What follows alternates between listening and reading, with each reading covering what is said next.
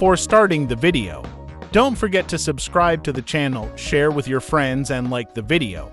Thanks for your support. Now let's go to the video. This luxury plug-in hybrid SUV seems tailor-made to suit eco-minded swells in the nation's midsection. Show up at a party or function in an EV in that part of the country, and an all-too-familiar refrain is, "I'd like to go electric, but I'm not ready to commit to all battery power." That's because too many middle Americans have heard horror stories from early adopter pals who've attempted electric road trips through middle America, struggling with chargers that are busy, broken, or accessible only via lengthy detours.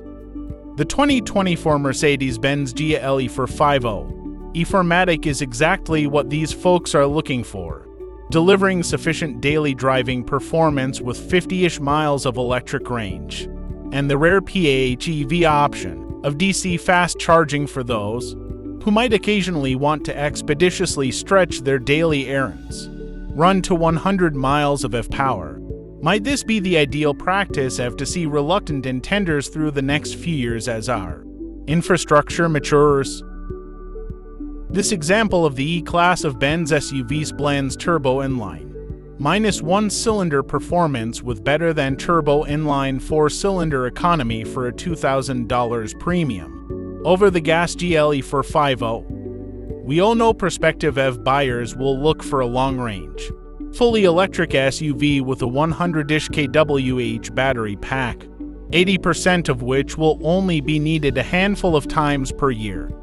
Here, instead of carrying 1,000 pounds of surplus battery, you're lugging perhaps 700 to 800 pounds worth of just-in-case engine, transmission, fuel, and exhaust systems. How efficient is it?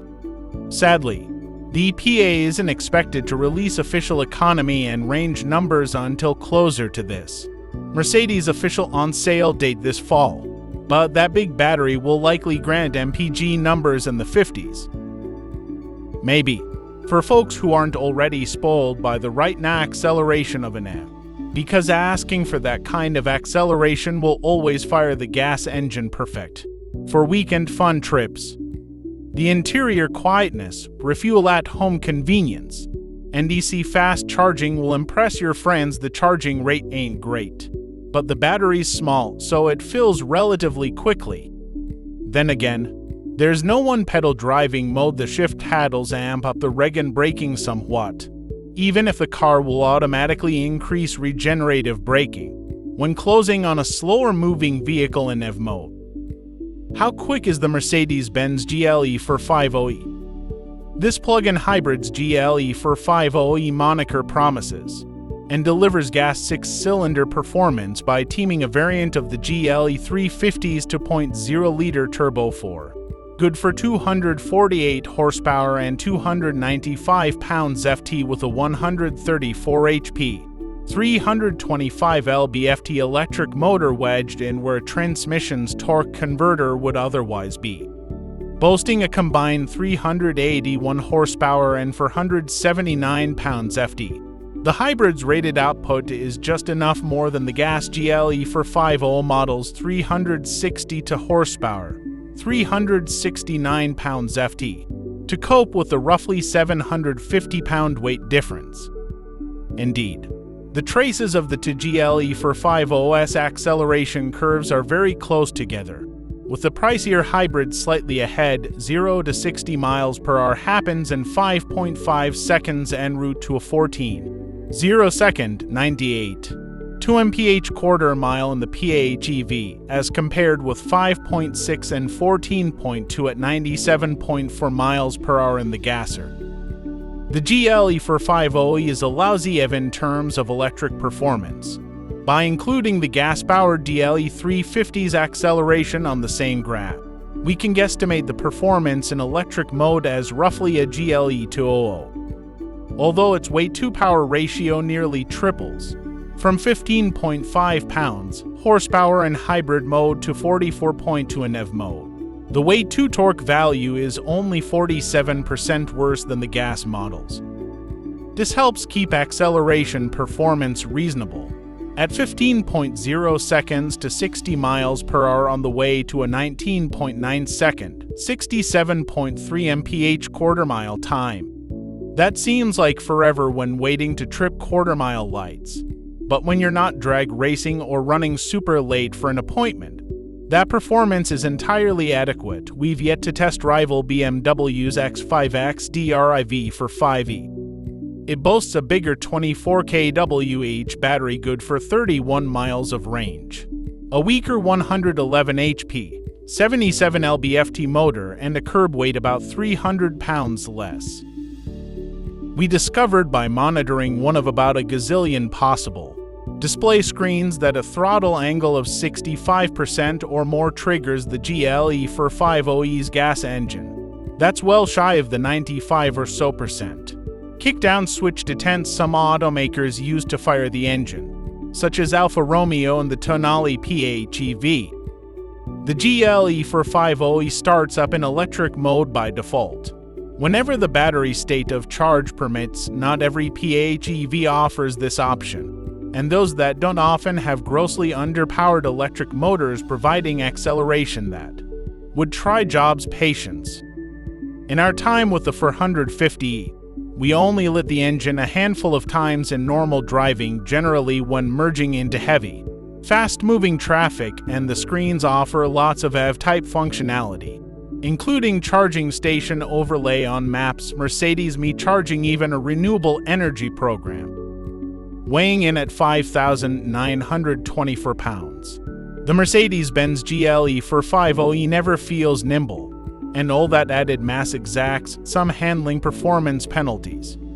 Braking from 60 miles per hour takes 5 to 8 feet longer than in the gas GLE450 at 123 feet, but stops were impressively consistent, with 4 varying by within 4 feet and none showing appreciable brake dive or fade.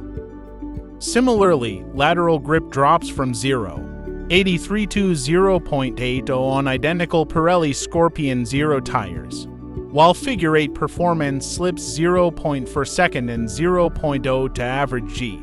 Please note that the GLE450e still outhandles the GLE350 130-foot braking 0.78 grams, 28.2 seconds at 0.62 grams, largely due to the 350's same size, but less aggressive Michelin Primacy Tour tires.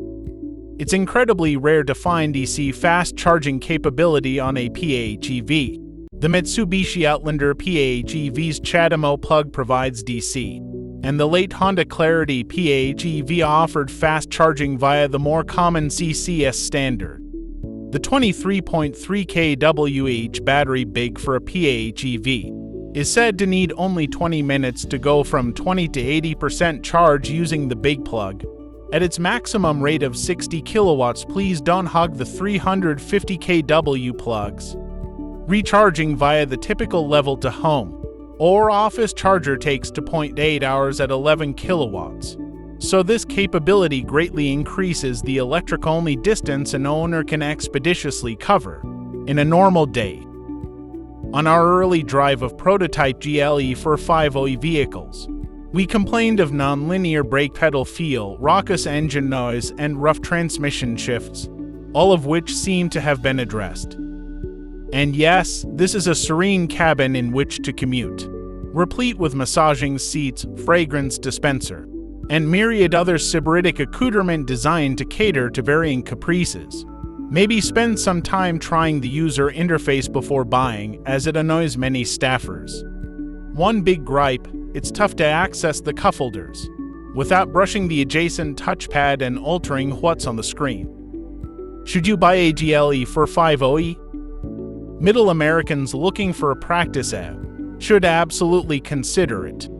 Its ability to operate with the engine remaining off is admirable because, as we've repeatedly noted, buying a PHEV and never plugging it in or driving it in a way that fires the engine multiple times on a given journey can be way worse for the environment than simply buying a clean combustion SUV or a small battery hybrid.